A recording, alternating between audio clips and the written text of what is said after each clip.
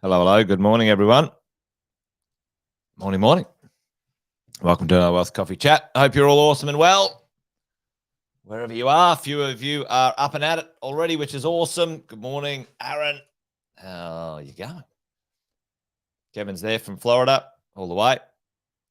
Chris is in the house. Luke's here too. Jeff, out and about. Traveling the world, mate. Stay safe, Jeff. Stay safe, buddy. All right, folks. What's going on? Well, it's interesting times, as always. I think there's always something interesting going on. But, hasn't been a lot of talk about the old interest rates of recent times. But I thought we might talk about that today. Be interesting to have a bit of a convo. There's a few conversations out and about, which is pretty interesting. So let's have a bit of a yarn about that. But before we do, I'll do the intros as things warm up, get things going. Jason Witten's my name. If you didn't already know, most of you do. But if you're new, give us a shout out in the chat. Say hello. Let us know where you are in this wonderful world. Welcome to the show where each weekday we get together, have a bit of a yarn, a bit of a chat, coffee chat, matter of fact, about what we think is going on out there in the world of property investing, and, see if we can make sense of it all, folks, because as you guys know, there's a couple of sayings around here. If you're new, welcome to two important things to understand. Property, real estate investing, residential is a marathon, not a sprint. It ain't no get-rich-quick scheme, that is for sure. Certainly, if you own something, and this is one of our sayings here, buy well, don't sell. Buy a great property, keep it for a long time, and you will become wealthier than you think. I know a lot of people who've owned a property for 30 years, very happy. So do that if you're into property investing. Take it easy, buy a good one, and away we go. All right. Morning, Deb. There's Deb. Morning, Mick. Mick's in the house as well. Morning to you. Now, seems like my connection is dropping in and out a little bit this morning, unfortunately, but we'll keep rolling. Let me know if you can still hear me and things are still rolling, but we'll get into it. We'll make sure we keep rolling today. So what are we going to talk about today? What I want to talk about today is the idea that we're on the verge, folks. We're on the verge of the next market movement. The market has been slowed down a little bit. it has been compressed or oppressed or whatever we want to call it because of the interest rate rises, 12 in a row, 12 interest rate rises in a row, the fastest interest rate rises,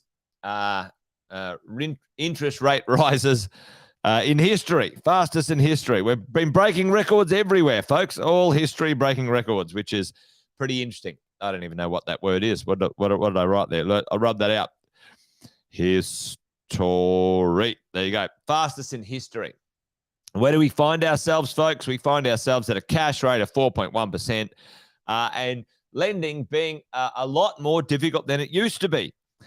For you and I, back here, back in sort of, let's call it, 21 and 22, this was the golden age. This was the golden age of borrowing, servicing, and debt.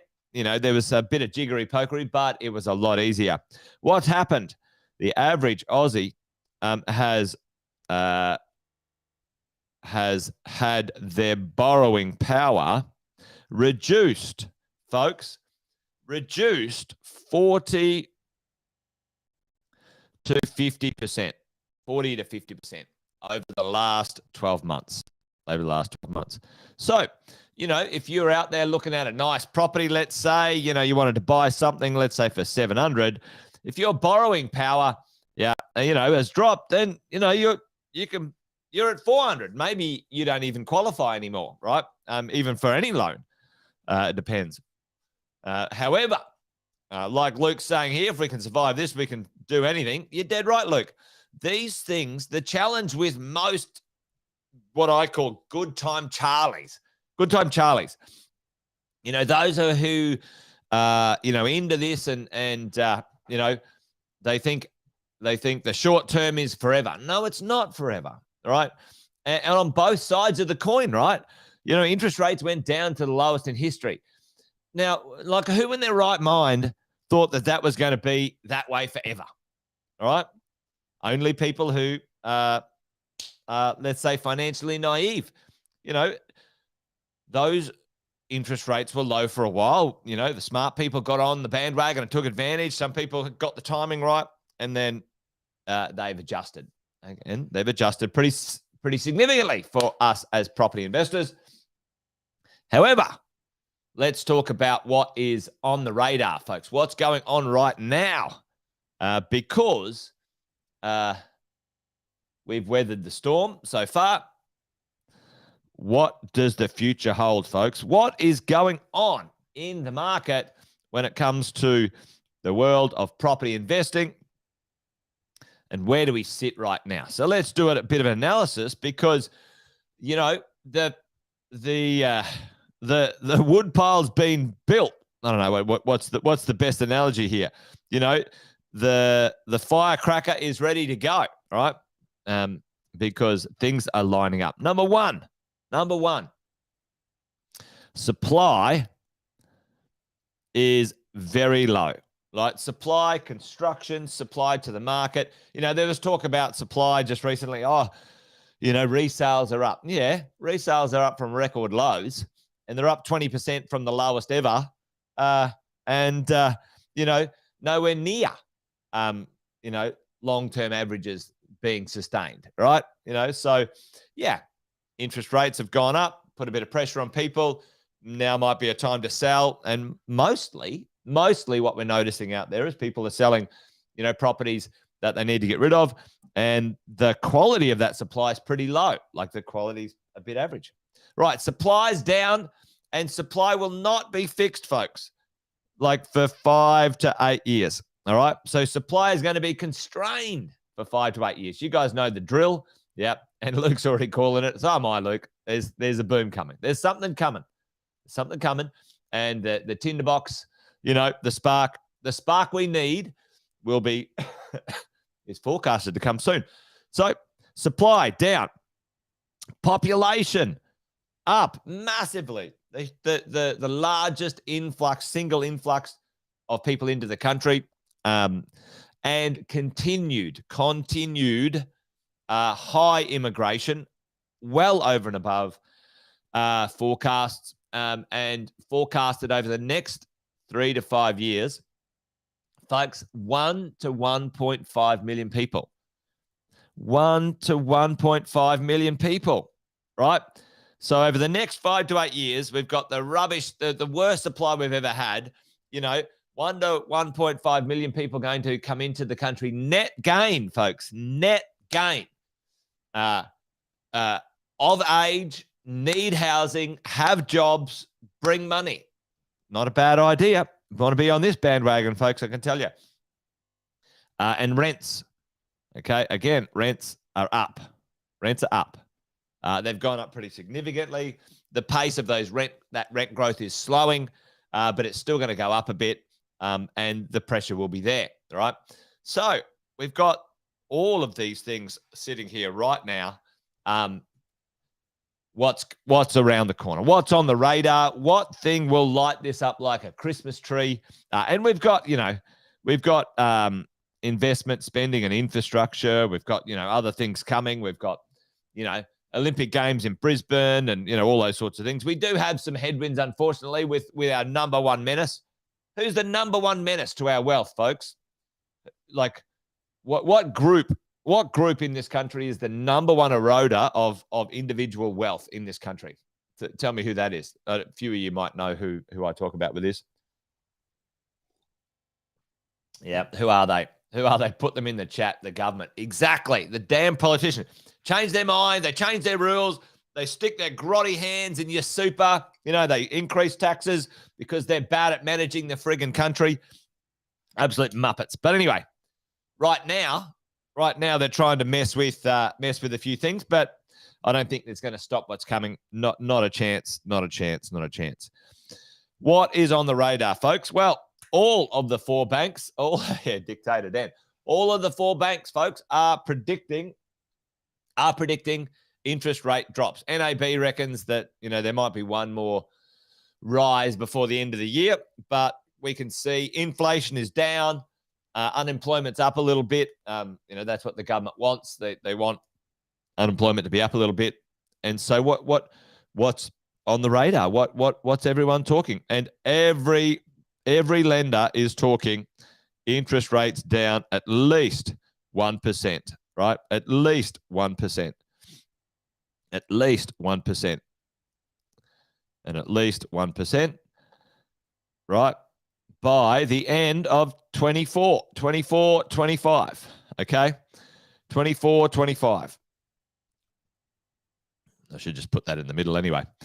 Okay, all of them are predicting and expecting rates to drop at least 1% and maybe even further in 24 and 25. What does that do? What is that going to do to our ability to borrow? And what will happen when interest rates go down? Our ability to borrow goes up. Boom, here we go. All right. Now, folks, it's already underway, and let's have a look at what is going on. Let's go and have a look at my favorite little calculator here. Let's go over here and have a bit of a play. So, great little calculator here for very rough serviceability. There's a lot more detail to go into it, but this is just an example, right? We use this calculator all the time. It's fantastic on how we do it. Now, I've chucked a working couple in here. We've got one person on 100, one person on 50. I said, can we borrow $1 million? Can we borrow $1 million right now with this person? There's very little in the way of liabilities here. I haven't done a whole scenario. This is just an example, right? And the reality is, no, we can't borrow $1 million. No one's going to lend us the money. We've got an assessment rate at 8%. We've got a product rate at 7%. And have a look at this, folks. Check it out. Check out the assessment rate now. Remember, who remembers when the assessment rate had to be, things like, it's still in a few of these, right? Have a look at the difference there, 2% and 2%, the assessment rate, which is kind of the risk rate that they put on top. Some of the lenders already are closing that gap, and seeing if they lend you the money. All right, so there's a few players in here, but we're not getting there for $1 million. let's go down and have a look at what can we do. What can we do? Yep.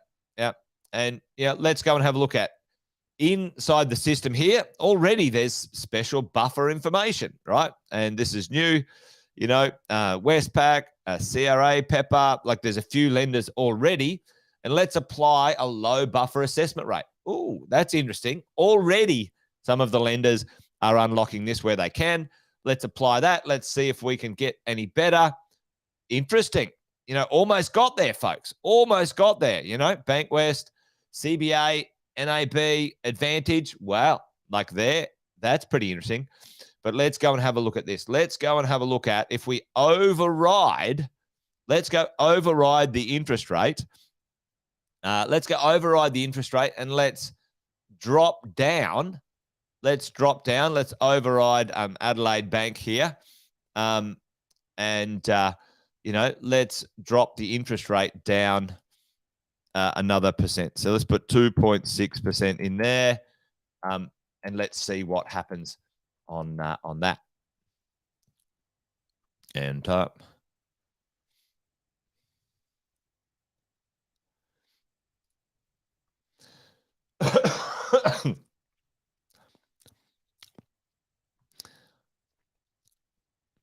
All right, that'll be right. Now it's not working. All right, maybe we're going to close that. Close that. Does that work? No. Anyway. I've had it working before. I don't know what to press. But if the interest rate drops down a full percent, team, maybe for you and I, it's going to unlock that ability for us to borrow that next level, right? If that drops down a full 1%, this person's going to be on their way and they're going to be easily able to borrow $1 million. Actually, I think I pressed the wrong button. Let me go in and press the right button. Let's do it for Advantage. All right, in here. Let's do 3%. Let's see if that works.